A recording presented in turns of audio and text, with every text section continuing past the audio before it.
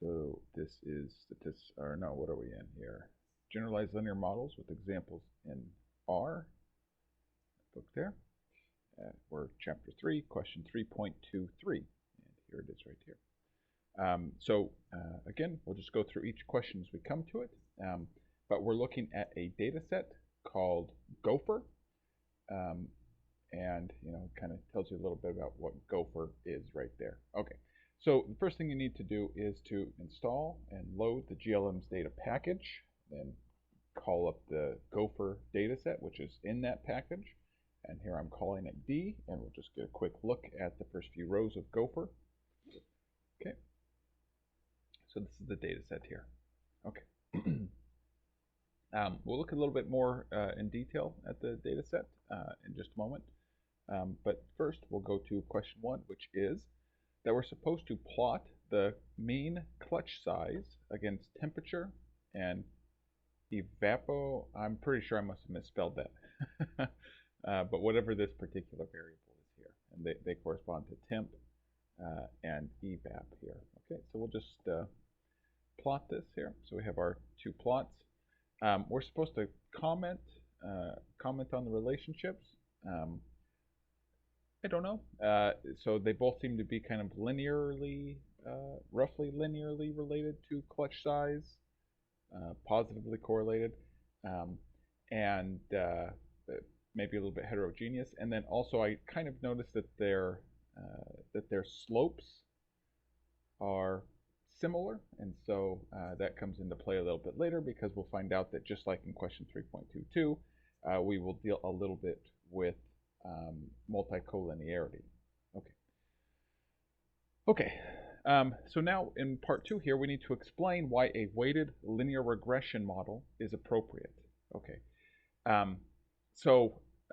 There's no reason for us to know why yet. And so in order to answer this, we have to learn a little bit more about the data set, which we can do by looking at, by typing in question mark and then the name of the data set, Gopher. And when we do that, we get the data sheet over here. And if we look at clutch size, we notice that it's the mean clutch size, okay? And then we have sample size, and the sample size is the size of the sample upon which clutch size was computed. So in other words, each one of these data points here, or each row here, is represented by different numbers of observations, right? So for instance, this first observation is represented by 20, or this first row data point is represented by 23 observations, whereas the second row, the second observation data point, is represented by 8 observations, and so on, right?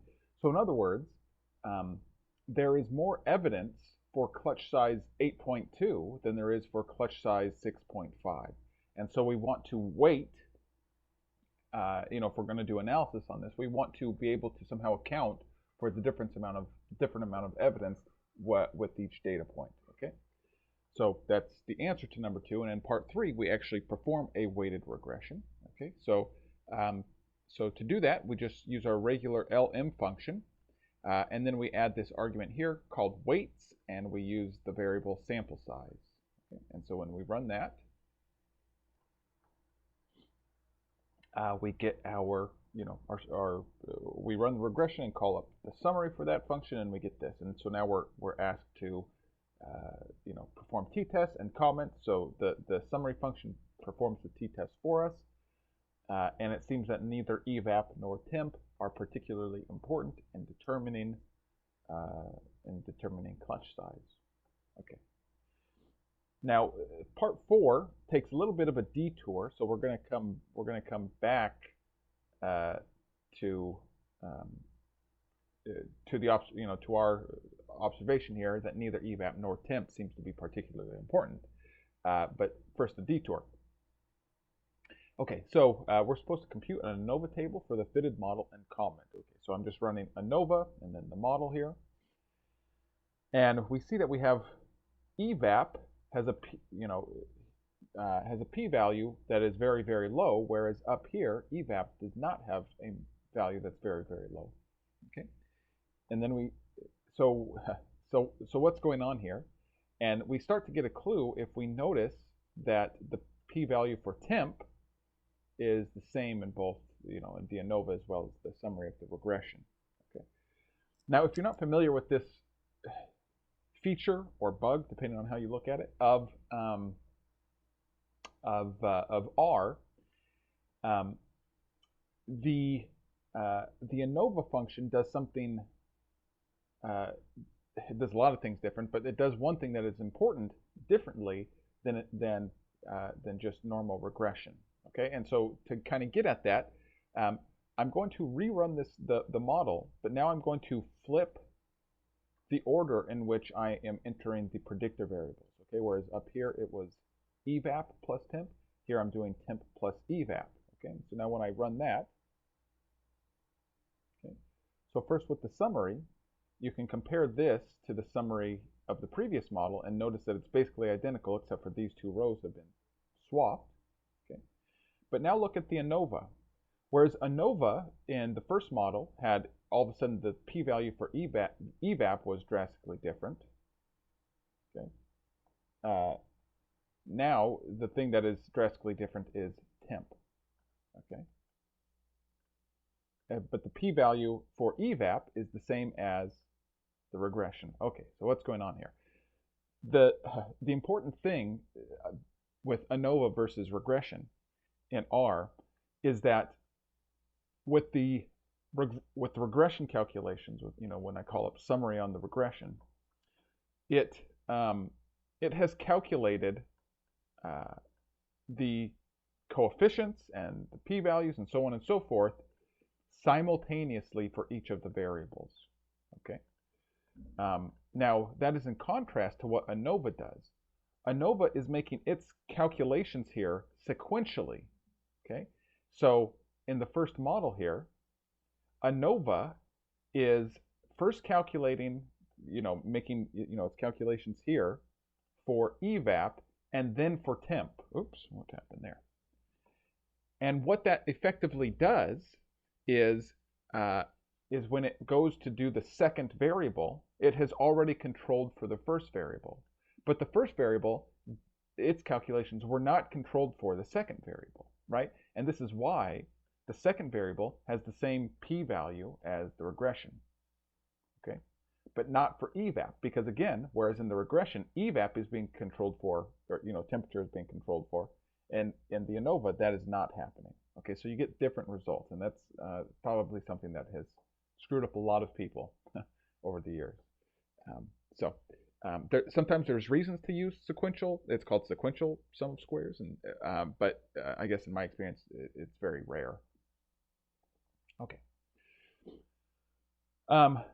Okay, so now we're back to kind of what seems to be the main throughput of this question. So show that collinearity is evident in the data. Okay. So we could talk about collinearity, but question 3.22, unfortunately, not everything loaded, but we learned what to do in question 3.22 when we discussed variance inflation factor. Okay, and so I'm not going to go back through and rehash everything that I did there, but you should watch that video or read those answers in the Colab sheet. But what we need to do is to install and load the packages car, and then we can just run the VIF.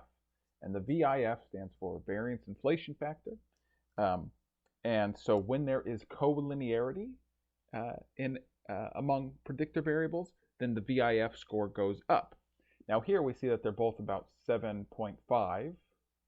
In fact, they're identical here. Interesting. I guess that actually makes sense. But anyway, and usually VIF scores above 5 are considered problematic. Okay, and the problematic in that there is collinearity to an extent that is, maybe making the estimates unstable. Okay,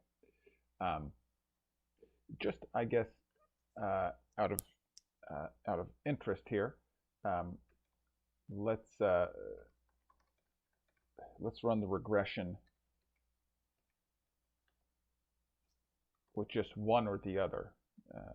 So temp And my data equals D, and then we'll just do the same thing, but we'll use evap.